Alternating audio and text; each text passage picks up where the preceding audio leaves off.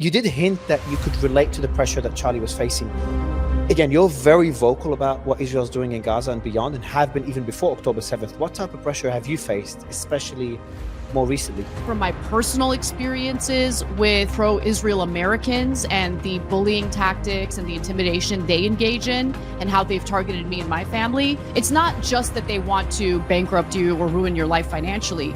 They want to get you to shut up. And I think I'm a pretty effective communicator when it comes to this issue. I care about it deeply and I'm pretty informed on it. And then by censoring me and intimidating me, if it works, it's going to send a message to everyone else. And I don't blame anyone for mistrusting our government. Our government has historically lied to us. I am unwilling to believe anything until I see hard evidence.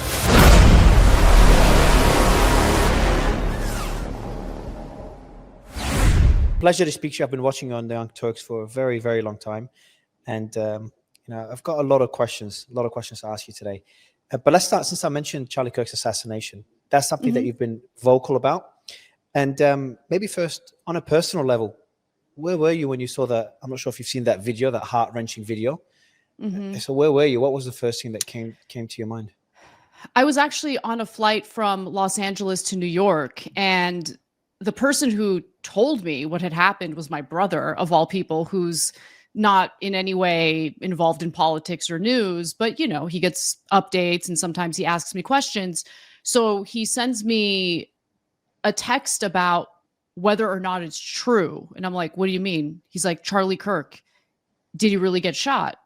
And at that moment, since I had been on a flight, I kind of panicked because I had this moment of shock. But at the same time, I know there's a lot of, fake AI garbage out there. So I looked it up as quickly as I could. And sure enough, news started to break about how he had been shot.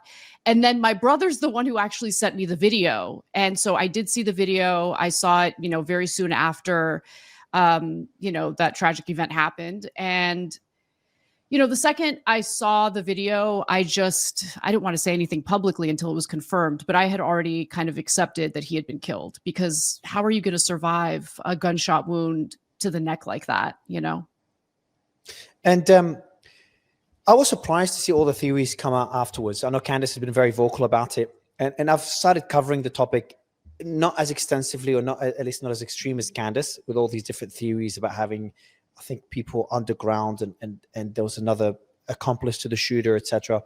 And then also hinting that Israel may have been behind it. I want to get your thoughts on that.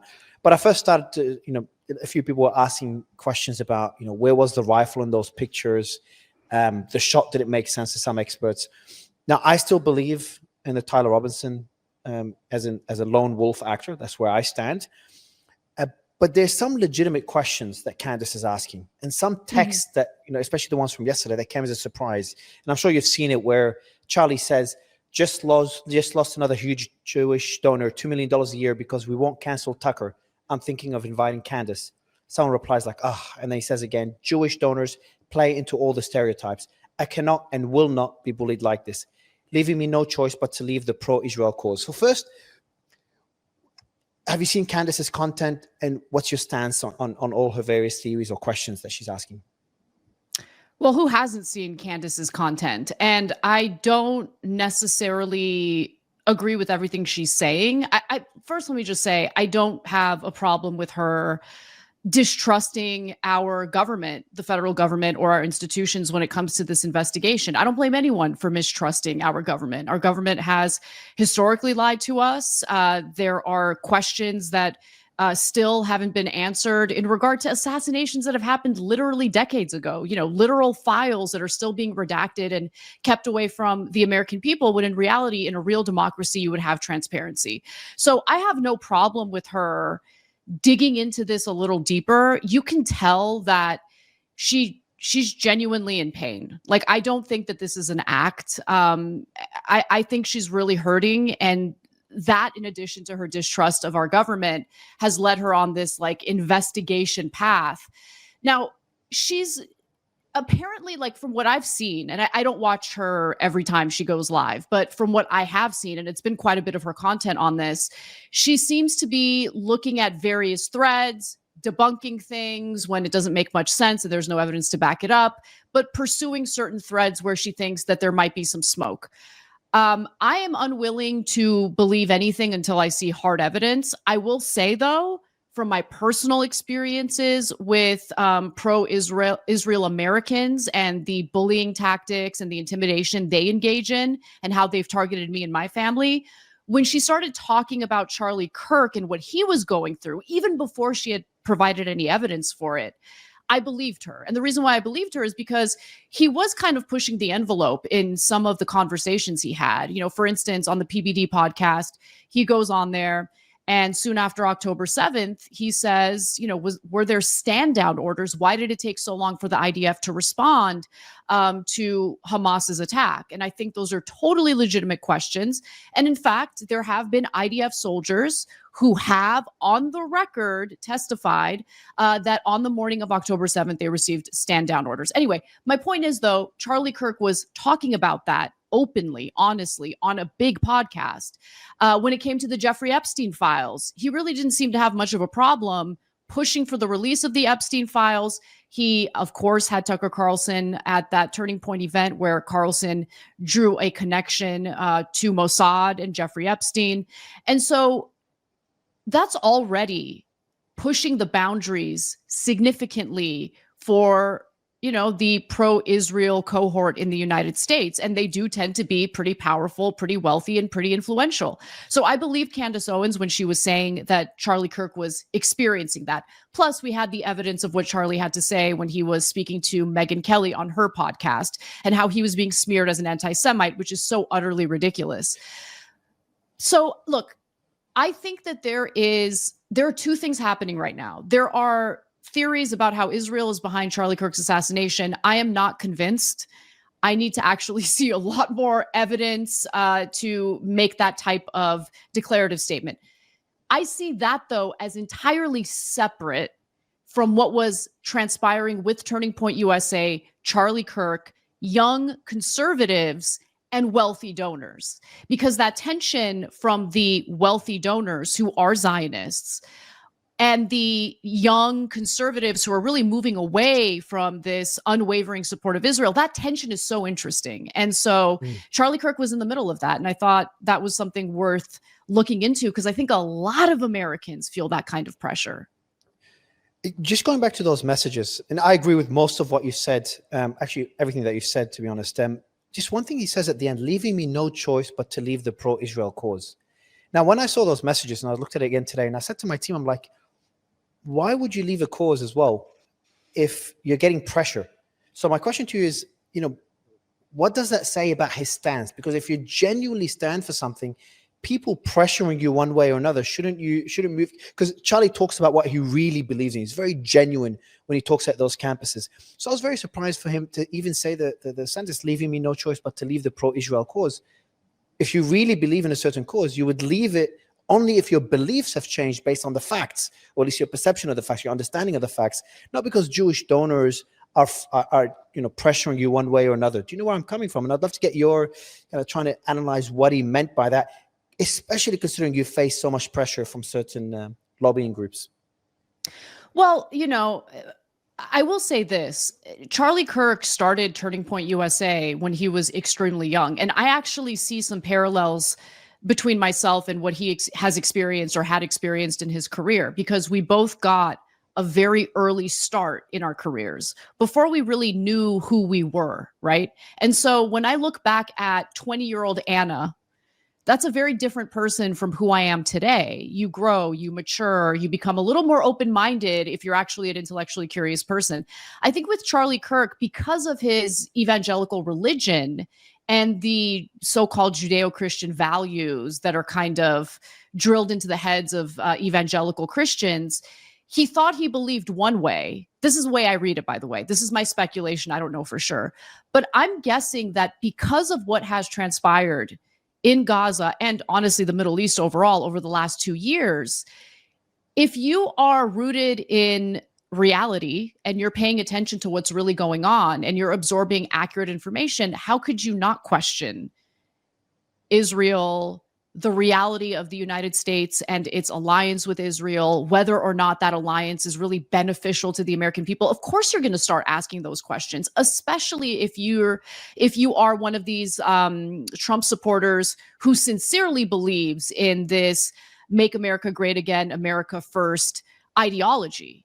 And so when you see the tension between that ideology and the U.S. alliance with Israel, if you're an honest person, you're going to start questioning it. And I think that's what was going on with him. And so I can totally see him as someone who legitimately, sincerely supported Israel, and then found himself really questioning that support over the last 2 years because of everything that's been going down.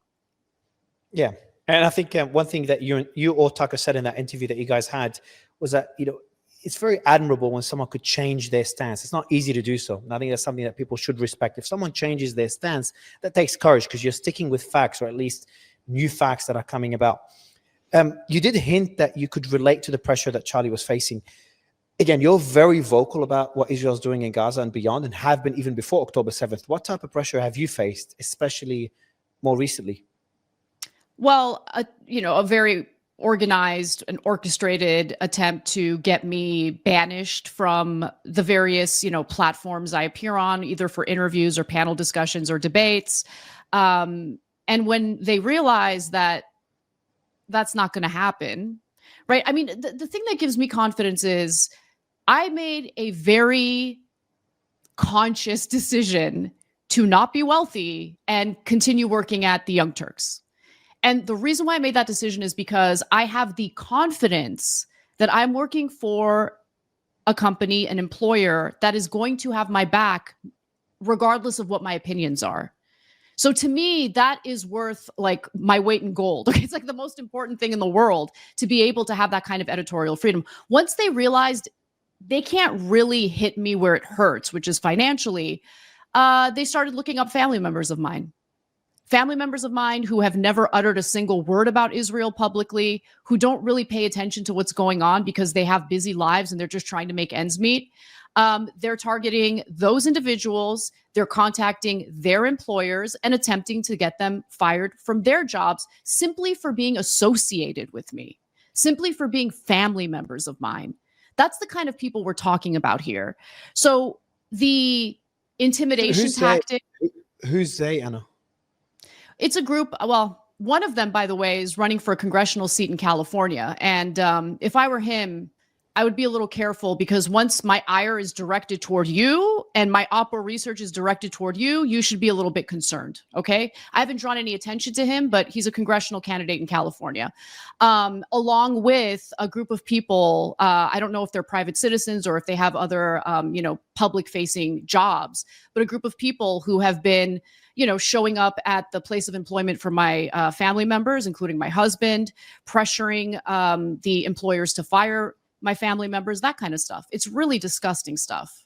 I'll give you another example. One of them is Canary Mission. Canary Mission is definitely part of this orchestrated, tactic to basically shut me up. At the end of the day, that's what they want. It's not just that they want to bankrupt you or ruin your life financially. They want to get you to shut up. And I think I'm a pretty effective communicator when it comes to this issue. I care about it deeply and I'm pretty informed on it. And then by censoring me and intimidating me, if it works, it's going to send a message to everyone else. If you want to keep your livelihood, do not in any way be critical of the genocidal campaign that Israel is deploying in the Gaza Strip right now. Just explain to the audience, because there's some that are on one extreme, Israel or even Jews control the world. Obviously, it's an extreme that I don't believe in. I'm sure you don't believe in as well. On another extreme that, hey, no, Israel is a U.S. ally. It's beneficial to the U.S. By the way, I'm not even American. I'm Australian, and I feel bad for the U.S. of how much aid is going to Israel. I found out recently that Israel has universal health care. Obviously, the U.S. doesn't. It's just heartbreaking to see that. And, I retweeted Marjorie Taylor Greene's tweet. You saw when she put a lot of U.S. flags. Because, countries like ours, Australia, we look at the U.S. as like the last bastion of democracy. So we look up to the U.S., and then just to see the country get dragged into the Middle East, get dragged into Ukraine, obviously separate to Israel, and face what is facing now, the polarization that is facing even within MAGA. It is heartbreaking. But can you explain to the audience, people just are not down that conspiracy path, conspiracy rabbit hole, but are also not listening to the media and believing everything it says, is how does AIPAC work? How do these lobbying groups actually work? I've listened to Matt Gaetz tell his stories, which are pretty crazy to me, of his visits to Israel that were funded by AIPAC for him and other politicians, having QR codes where donors would scan the QR code. Do you see that? They scan a QR code for a US policymaker and decide who to give money to. Yeah. It just hurts to hear this. Explain to the audience how that works. I think, first of all, thank you for this question, because I think it's really the most important question in this entire dialogue, because I don't want people to conflate the nation state of Israel and its government with the Jewish people. Okay, so let me just back up a little bit, because I want to kind of share what my values are. I recently shared this story on the Young Turks, but I think it was during a members only bonus episode. So let me share it with a broader audience. I come from a people that have been genocided. Okay, so I'm Armenian. And a lot of people ask me, how could you possibly, not a lot of people, but some Armenians, not all, but some Armenians have asked me, how could you possibly work for a Turk? And, that's after I explain what the name of the show means, because at first they'll come at me with like, I can't believe you work for a show named The Young Turks. I explain what the name of the show actually means. And then they immediately move on to, yeah, but you work for a Turk. Okay.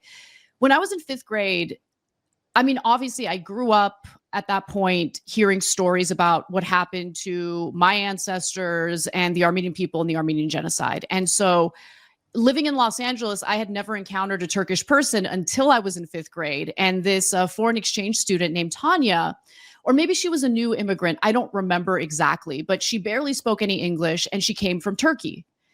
And I was vicious to her. I bullied her like crazy. I don't remember all the things I did to her, but I was just mean. I said mean things to her. I said that, she killed the Armenians, like just crazy stuff. And so that directed other students to bully her. It was horrible. I was in 5th grade, take it easy on me, but I feel horrible about it even today. I get called into the principal's office. Obviously, my parents get called.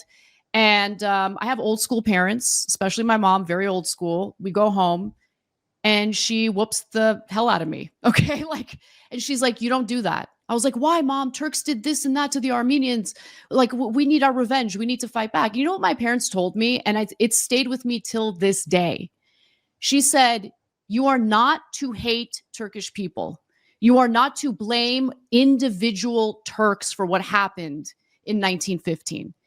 It was the Turkish government. It was, the current Turkish government, which refuses to acknowledge the Armenian genocide. You can blame them, but you have to judge people as individuals. And I'm so happy I learned that lesson in a formative year of my life, because I don't at all associate what the government of Israel is doing with the Jewish people overall. And I mean, I have people who are incredibly close to me who are Jewish, who are vocally against what Israel is doing. And I think that intentional conflation is leading to the type of anti-Semitic garbage that we might be seeing online, and so please don't make that mistake. Now, aside from that, the reason why the United States does anything and everything the Israeli government wants, including, funding them to the tunes of hundreds of billions of dollars, bribing their neighboring countries to play nice with them. That costs a lot of money too. The reason why we give them 2,000-pound bombs to drop on the heads of little children in Gaza is because of the Israel lobby, which is tremendously powerful. But I think it goes further than that. I think that, the Zionists are well organized and their intimidation tactics certainly work with some people. They can totally destroy your political career if they choose to focus their ire on you. And I do believe that Jeffrey Epstein was running a blackmail operation and had ties to Mossad. I don't think he was a Mossad agent. I do think he was being used as a Mossad asset. That's what I think. First, isn't it crazy that you even have to put that disclaimer? You have to say, hey, I'm not, it's like imagine someone criticizing Iran and, but they're like, hey, but we're not, no one says that. We're not criticizing Shia Islam. We're just criticizing Iran. They don't have to add that disclaimer. But for Israel, even in the months following October 7th, there was that fear was one of the hardest topics for me to cover on my account. There was that fear whenever someone criticizes Israel, they link it to criticizing the Jewish religion. And for me to see also Ted Cruz kind of use that strategy on Tucker Carlson in that interview, people of that caliber, people that were friends at one stage, probably still friends maybe, was just mind-boggling. But then when I started reading into it, do you think that was an intentional strategy used by certain? Yes. Okay, it wasn't. It was part of their strategy. Yes. The reason why we find ourselves having to draw these clear distinctions over and over again is because there was an intentional conflation of the government of Israel with the Jewish people overall. And so criticizing, they do that on purpose. So if you criticize the Israeli government, they can automatically call you an anti-Semite, even though you have no hatred in your heart at all for Jewish people, at all.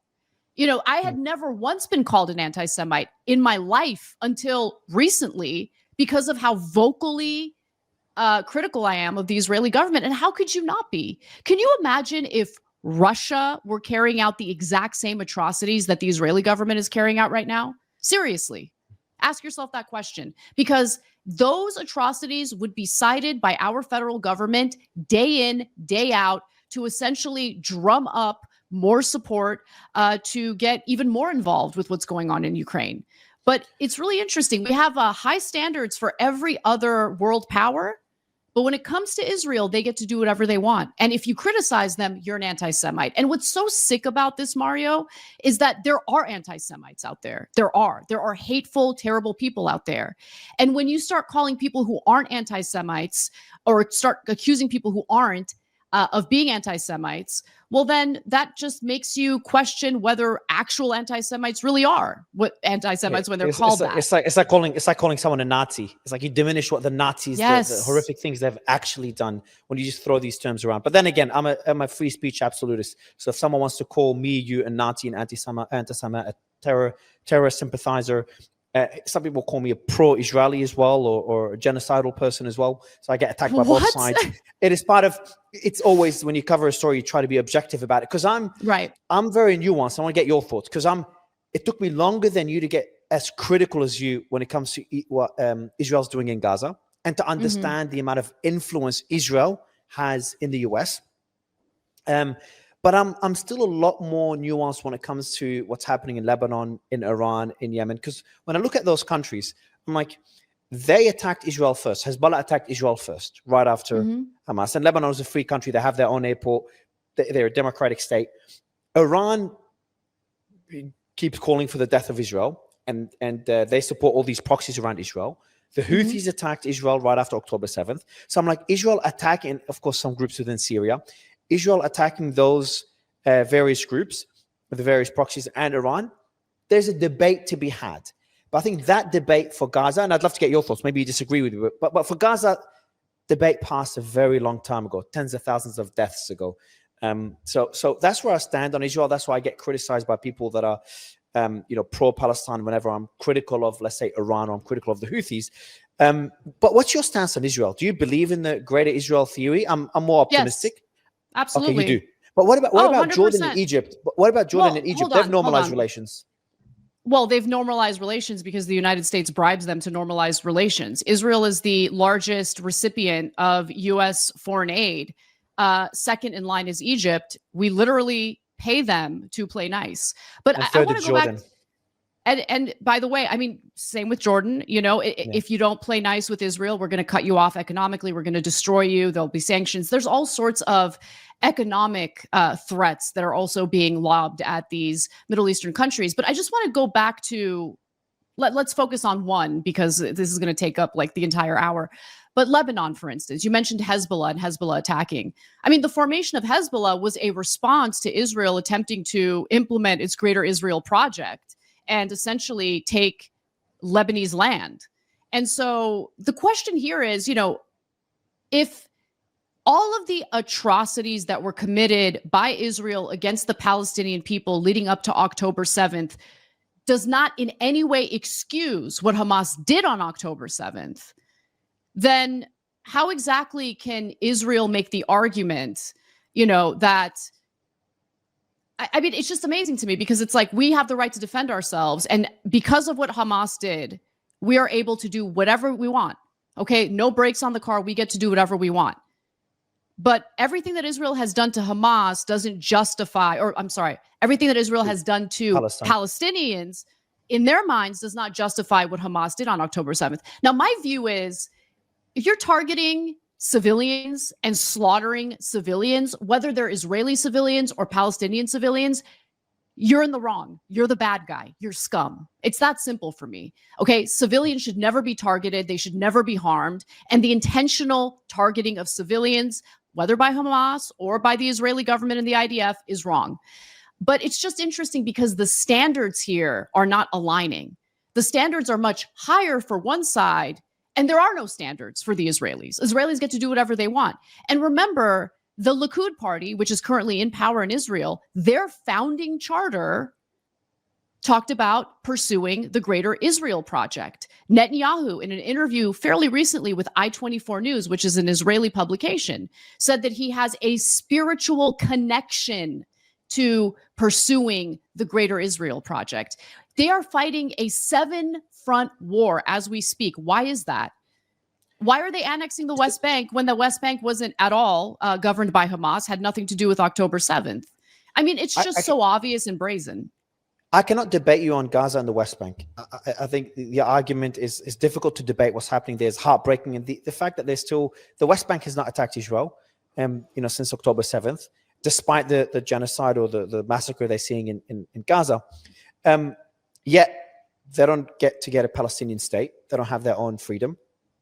And they're still buildings, their land's still being taken over by Israelis. So I understand your argument there. But when you look at Lebanon, before October 7th, Hezbollah was not attacking Israel.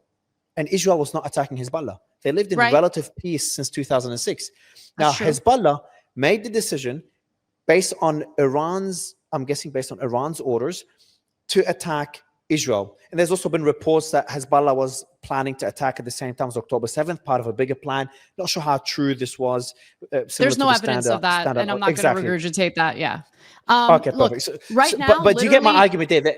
I do, but I disagree with it. Hezbollah is, and the Houthis are the only two groups that actually give a damn about, at least attempting to defend the Palestinian people, which, by the way, is an incredibly risky cause to take up, given the fact that Israel, which is a nuclear power, by the way, and not part of the Non-Proliferation Treaty, has the world's most powerful military superpower backing it up. And so, yeah, I mean, look, you might disagree with that. You might say that Hezbollah should have stayed out of it. But to be quite frank, if you want to, weigh the morality of the United States providing the 2,000-pound bombs versus Hezbollah wanting to defend those who have the bombs dropped on their heads, I'm going to kind of weigh in favor of the morality that's being carried out by Hezbollah and wanting to protect people who have been completely abandoned by the entire globe. Now, Hezbollah, of course, has committed its own atrocities, and I'm not in any way defending any of that. But we also have to accurately cite the reason why Hezbollah and the Houthis got involved in the first place. It wasn't just because they wanted to attack the Israelis. And you're right, Hezbollah did live in peace with the Israelis for quite some time until the atrocities in the Gaza Strip started to be carried out by the IDF. Going back to the influence, I think that the biggest concern, if someone's an American watching this, is the amount of influence another country. It doesn't matter what country that is. We're talking about Israel now, because in my opinion, it has probably more influence than any other country. Has over the US. I remember, I think it was Mamdani in one debate when he was debating others, when they were all asked, which country would you go to? I'm sure you've seen that clip. Yeah. Everyone said they'll go to Israel first. And when I started researching that, I started realizing how often American politicians go to Israel.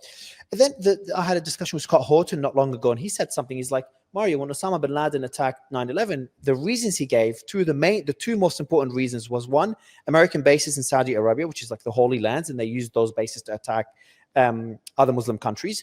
And number two was American support for Israel. So I'm looking at this history, and I'm like, wow, it's sad for anyone that really believes in America first. But going back to my initial question, how much influence, because I also don't believe they control everything. Otherwise, you wouldn't be platformed. Tucker Carlson, one of the biggest voices in the US, wouldn't be platformed. Well, they're working people on wouldn't it. be able to. They're working on it. Tucker Carlson. Well, I mean, look, all you need is a billionaire like Larry Ellison to gather a group of pro-Israel billionaires and maybe buy out Google and mess around with the algorithm so Tucker Carlson doesn't really have much influence anymore. I mean, that's currently what they're doing with TikTok, is it not? So it's not the Jews, I want to be clear. It's the pro-Israel Zionists who do this, and they do it through a tremendous amount of wealth and influence. It's that simple. It's not a conspiracy. They're doing it in broad daylight, and they're bragging about it. I started researching the Larry Ellison story. I think Candace talked about it. Someone sent me the clip. And the acquisition of TikTok. I didn't know Larry Ellison's support for Israel. Sorry for my ignorance. And I started reading into it. Like, holy Scary, shit. right? And I looked at the report, the 12 Tribes report. I'm not sure if it's been confirmed or not by Grey Zone. Apparently, a group of 12 pro-Israeli wealthy or influential people coming together and working together to, what are they? Let's see the list of things they did here.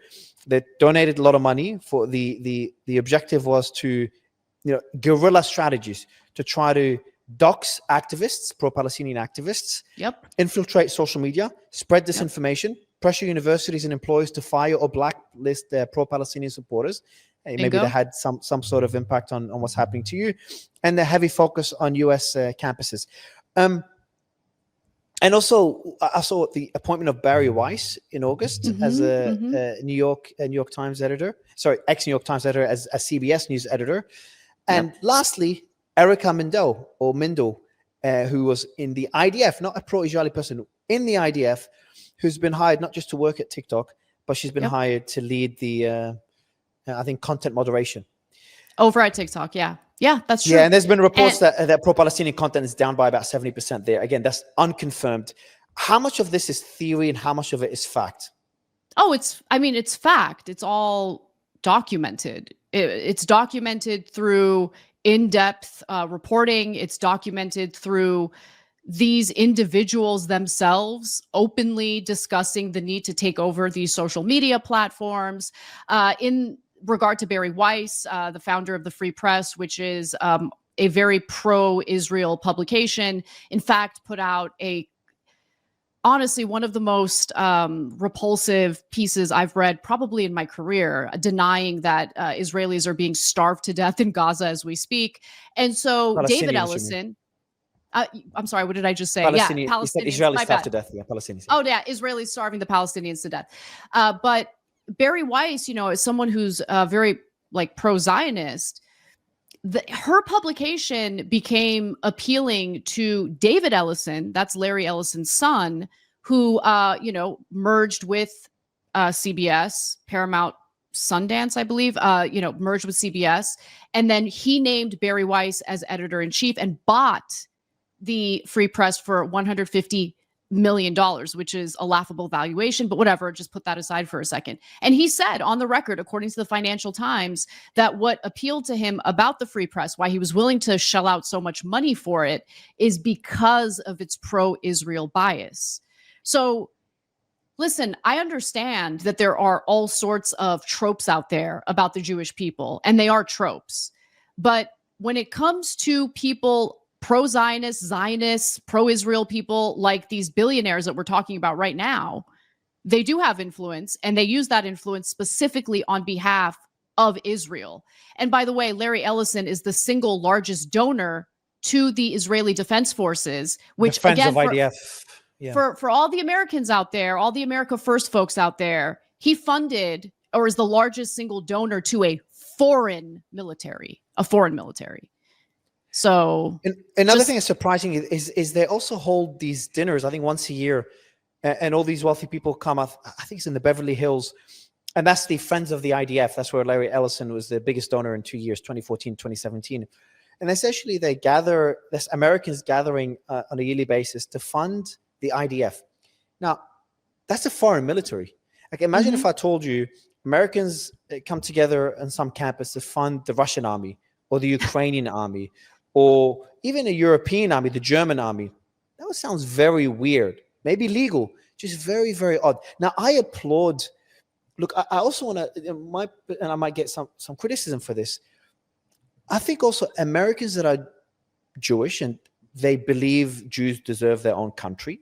I believe so, especially after the horrors they've been through. And they want to fund Israel to develop a nation. That's great. That's fine.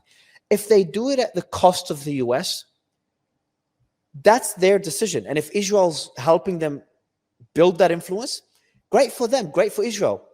It's coming at America's cost. That's the first issue. And number two, now is a much bigger problem because of what's happening in Gaza, because of what you call a genocide, what I call just massacre, whether you want to call it genocide or not, depends on the intention. But it does seem that it seems to be unraveling right now. Actually, no, I'll take it back. On one side, it's unraveling because people like yourself and Tucker and others like him are, so vocally critical of Israel, people within the MAGA base. But then on the other side, we just saw the acquisition of TikTok by Larry Ellison. Now, I'm not saying they will censor pro-Palestinian voices. I hope they don't. Maybe I'm wrong. Call me naive. But which argument do you agree with? Is it unraveling right now, or are they gaining more and more influence? We saw what Netanyahu said to those influencers. He literally said a few months ago that the battlefield now is on social media platforms, and he labeled TikTok as the #1 threat. I'm paraphrasing here. So do you think that influence in the US, it is actually unraveling, or it's getting stronger after October 7th? So the attempt to take hold of the narrative and control the means of communication, really, I think is a futile effort, because the media, not just in America, but around the world, is just too diversified at this point. You can't really control the narrative, certainly not after 2 years of everyone seeing all of these people in Gaza suffering, all of the bombings, the complete leveling of the Gaza Strip, all those children dying, their limbs blown off. You can't erase 2 years of that. So I actually think the efforts to control the narrative and censor people, especially at this point, is going to be counterproductive. I mean, I'll give you an example, and I kind of hesitate to mention his name because every time anyone does, like his supporters will start kind of coming after you or coming at you. But, one of the most censored people for a while had been Nick Fuentes. And during the time of his ban, he only became more and more influential. And so I'll give you another example, what just happened in Nepal, where you have these, young Nepalese individuals who wanted to overthrow the government succeeding at doing it. But prior to doing it, the government that's now been overthrown tried to censor or block social media, and it didn't work. And so I have hope that, all of this money that's being shelled out by American Zionists is just money wasted, because people know too much at this point. And more importantly, okay, this is something that I don't think the Larry Ellisons of the world understand. The quality of life for Americans in America has been rapidly decreasing year after year after year, regardless of what administration is in charge. So when we see the quality of our lives and the continued diminishment of the quality of our lives, and then at the same time, we see that so much money without any debate is sent over to Israel so they can literally engage in atrocities and war crimes, that leads to resentment and anger. So if anyone is sincere about their concern about anti-Semitism, understand that the anti-Semitism isn't the result of people like me who are critical of a foreign government. The anti-Semitism is the product of our government neglecting the American people and putting us in more debt in order to finance the atrocities of a foreign country. That's the reality. Yeah. I want to go to the Epstein story. That one is just, comes on and off from the news. When I did a deep dive into it, and I did 2 long interviews with Mike Benz about it. First, it is not a conspiracy theory to say that Jeffrey Epstein was part of various intelligence services, or at least worked with various intelligence services, including Mossad. Israeli prime minister visited him dozens of times. That alone says a lot. That's one of many other indicators. There's so many indicators if anyone digs deep into it. Now, what I'm trying to understand is, why are they trying to bury it? Like, what's there? Like, it's had such a negative impact on Trump, who's doing, I'm sure you disagree with a lot of what he's done. I think he's done a lot of great things. I've been pretty surprised by other things he either hasn't done or that he the Venezuelan, what could happen in Venezuela, I'll be critical of. Anything to do with foreign intervention, I'm critical of. But he's also done a lot of great things in terms of cutting, focusing on cutting the debt. But that story, I know OBB, we could talk about later. But the Epstein story, though, is just mind-boggling because it did split his base in half. Mm-hmm. Why? What do you think is there? Well, I mean, you got to remember one of the main reasons why Trump was so appealing, why so many people were enamored with him, is that he presented himself as the end of a Democrat versus Republican paradigm that seems more and more like a uniparty type situation when it comes to questions of the so-called deep state, foreign policy, corporatism. You have two parties that seem to be in cahoots on some pretty big issues that matter the most to the American people. Trump comes in, he presents himself as the guy who's going to drain the swamp. He's the guy who's going to go after the deep state. And so when it became clear that he's actually the product of the deep state, the individuals in his base who are actually sincere about their America First ideology are going to turn on him. And, at this point in America, I try to hold on to some of the optimism or some of the upsides to what's going on. And so for me, leading up to that moment, I had really questioned whether Trump supporters were genuine when they talked about wanting America to be first, to actually take care of our own people first. But this rift in Trump's base has allowed for someone like me to recognize the portion of Trump's base that I'm actually very willing to work with in order to accomplish policies that benefit the American people. It's been a very clarifying moment for me. Now, why is Trump engaged and his administration engaged in this obvious cover-up? It's so clear. I mean, Pam Bondi had a hearing yesterday before the Senate Judiciary Committee, and she was very defensive. And it was very obvious that she was hiding something. She was lashing out at everyone. It was quite a sight. So if you haven't seen it, you should take a look. But I just think that there are powerful people in this country, members of both parties, who are implicated in that blackmail operation, who got caught up in that blackmail operation. Remember, the whole point of the blackmail operation is to have dirt on powerful people so you can hold it over their heads and get them to carry out policies that are favorable to you. And so I just think there's a lot of embarrassing stuff that powerful people on both sides of the political aisle do not want released. And that could include Donald Trump. Honestly, I think with Trump, there's also the fear of assassination. I think people fear for their lives if they stir the pot too much. So I think that's what's going on. But obviously, I'm speculating. I want to be clear about that. But that's what appears to be going on, if you ask me. So on the last point, you think Trump... So first, do you think he was implicated in the blackmail operation, or you think he wasn't, but people close to him were, and he's fearing for repercussions if he lets the files be released? What's your stance? I don't know. It could be both. It could be one or the other. I don't know. But what I do know is that Trump is a proud guy, and he's got a big ego. And the one thing that I assumed about Trump, and I was so wrong, was that because of his ego, because of his pride, there's no way in hell he would allow himself to get dog-walked by Bibi Netanyahu the way Biden did, the way Biden humiliated himself and the American people by getting dog-walked by Benjamin Netanyahu. But no, Trump's actually been even worse on that front. And I just can't believe that it's because he agrees with what Israel's doing. I mean, I'm sure he agrees with some of it. And I'm sure he sees a potential business opportunity for himself in the Gaza Strip. But no, this goes further than that, because this is dividing his base. This is leading to a lot of his hardcore supporters turning on him.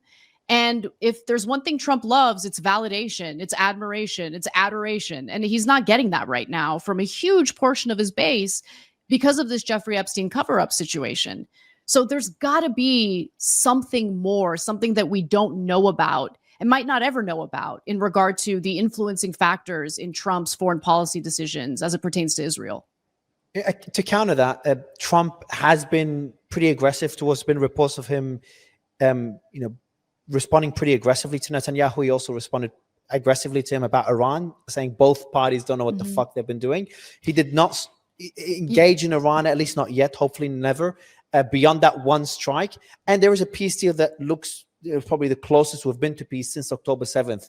Do you think that he is at least better than Biden when it comes to Gaza? I want you to look up, and this is important, I want you to look up the reporting from former IDF soldier and Axios reporter Barak Ravid during the Biden administration, where the same articles were being written about like, Biden met with Netanyahu and he told him what's what and told him, you better stop. It's all BS. Okay. Sure. The difference with Trump is that there's an example of him actually saying it publicly. The peace deal. Do you know what happened with the peace deal? Which, by the way, I mean, Hamas accepted it. And I really do hope that they haven't accepted the disarm yet. They haven't accepted the disarm. And they shouldn't. I don't think that the Palestinians should agree to disarming. And that's what Israel wants. If you don't have any way of defending yourself, you don't have a country. Period. Yeah. The West Bank is being, the West Bank's a perfect example. Okay, tell me what's happening in a demilitarized West Bank where the Palestinian people have no means to defend themselves. But let me just go back to the peace deal, because if you can remember, when Trump had announced the peace deal in that joint press conference with Benjamin Netanyahu, there was a reference to Arab leaders who looked at it and they approved it as well. They said there's some good things in here. Yeah, we approve it.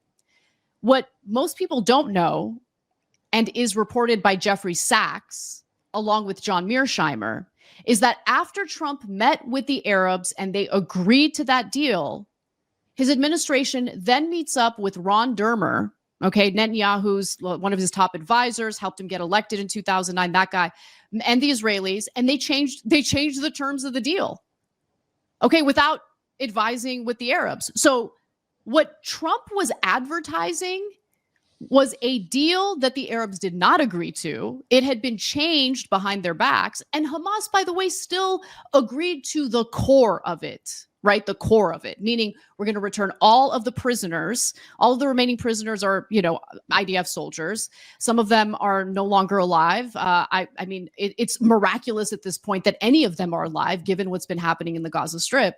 But we'll give you all of the hostages. We want a permanent end to the genocide. And more importantly, we agree that we will not have anything to do with the governance of the Gaza Strip. And we'll see what happens. But look, I don't think that the real obstacle to peace has been Hamas, which, by the way, was propped up by the Israeli government, by Benjamin Netanyahu himself, who facilitated the funding of Hamas through Qatar. Let's be clear about that. I think the real obstacle to peace has been Israel, because let's not forget what the actual objectives of the Israelis under the Likud party happen to be.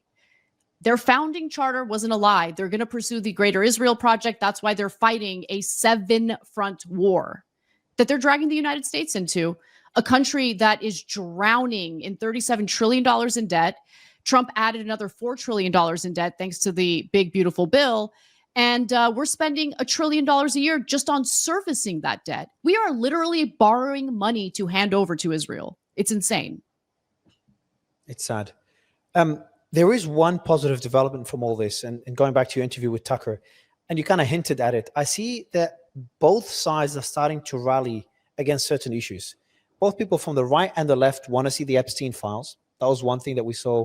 Agreement from both sides. I interviewed Ro Khanna on this, and he was with Thomas Massie as well, Marjorie Taylor Greene, Nancy Mace.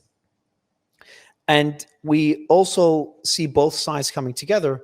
Again, you and Tucker are a good example when it comes to putting America first over any other country first, XYZ first, in this case, Israel. Can you expand on this shift? Maybe expand on your interview with Tucker and your private conversations with him. I'm sure it came as a surprise to you having those discussions, seeing his stances and how much you agree on. Yeah, I mean, look, well, I don't disclose private conversations and, I'm going to respect that. But aside from that, I'll say this about not just Tucker Carlson, but literally any other American where we find common ground on any particular issue, especially an issue as consequential as the U.S. alliance with Israel. if we agree, I'm going to take the win and I'm going to work with you. And I don't want to say I was surprised by Tucker's views on Israel in particular, because prior to me going on his podcast, I had, watched quite a bit of his content just to make sure I knew what I was getting myself into. I was really nervous, though, because I didn't know if, there's a lot of fakers in media, a lot of people who purport to be one thing when they're actually the antithesis of, the values they're projecting onto a screen. So I didn't know if I could really trust him going into it. And I was nervous, very nervous. But he's authentic. He's definitely, what he's saying is what he means. He's very authentic. And you get nothing really out of putting your ass on the line to be critical of Israel. There is no benefit to you personally by doing that. And he's been willing to do that as someone on the right. I mean, it's bad enough if you're on the left, but there's a larger cohort of people on the left who historically have been critical of our relationship with Israel and what Israel has been doing to the Palestinian people, less so on the right. But I think what has changed, what has shifted, is that when we look at the conditions on the ground here in the US and how much our people are suffering and how we are essentially disposing of our resources in order to help another country build its empire, yeah, that's going to make you upset. And you're going to want to end that paradigm. You're going to want to change that. And I think that's what's happening with Tucker. Like, my parents immigrated here in, the late 70s, early 80s. And so I guess my family isn't as rooted in the United States as Tucker Carlson's family has been. That said, I freaking love this country. This is my country. I love it and I want to protect it. And I want my people, the people in this country, to thrive.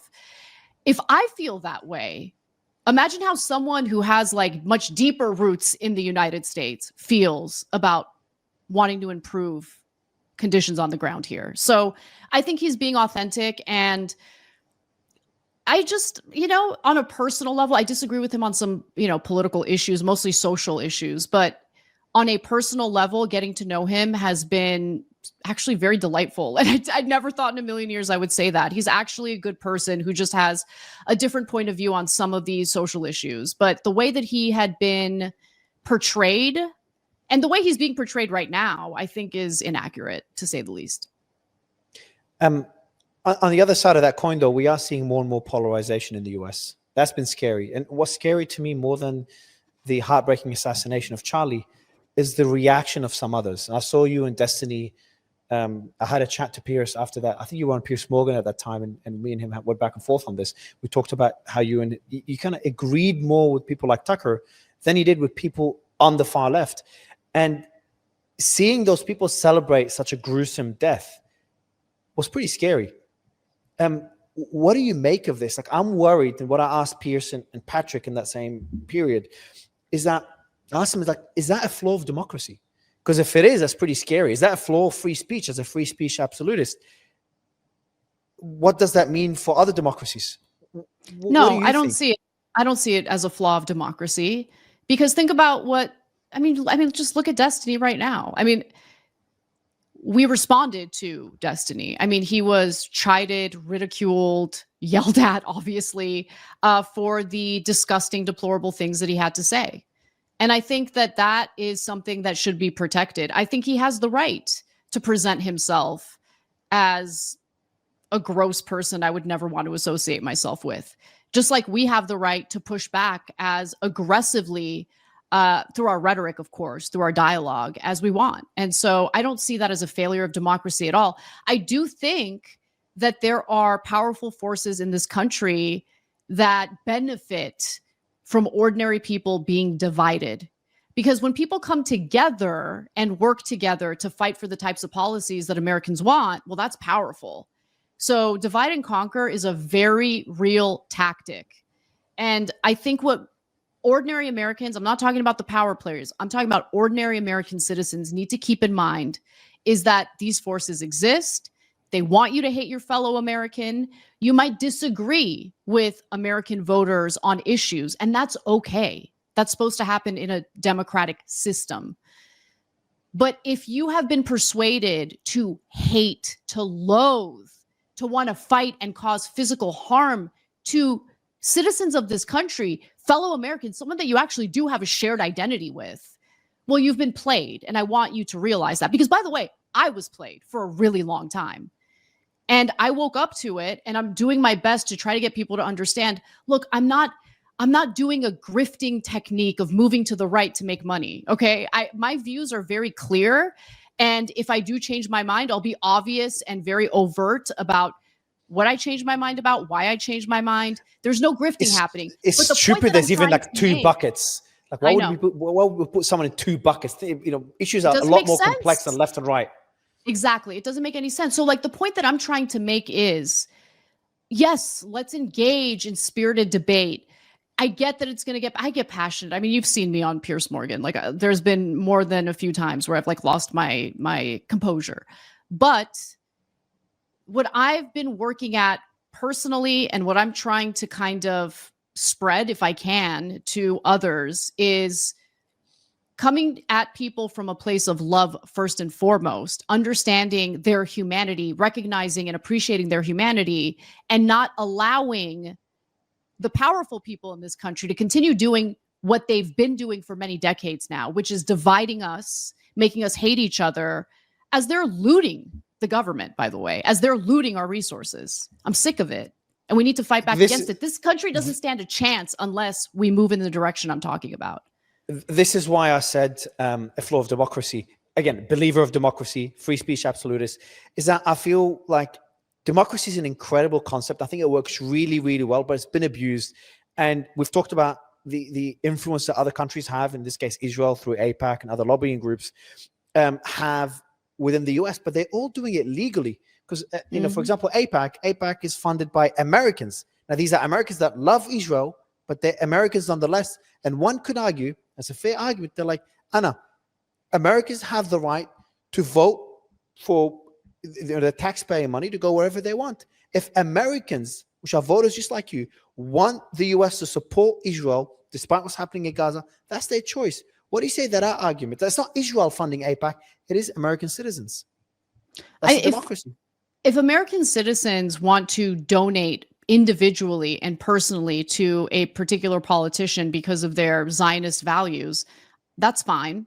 I don't agree with super PACs. I don't agree with corporations. I don't agree with unlimited campaign money being shelled out to political action committees or super PACs, unlimited amounts.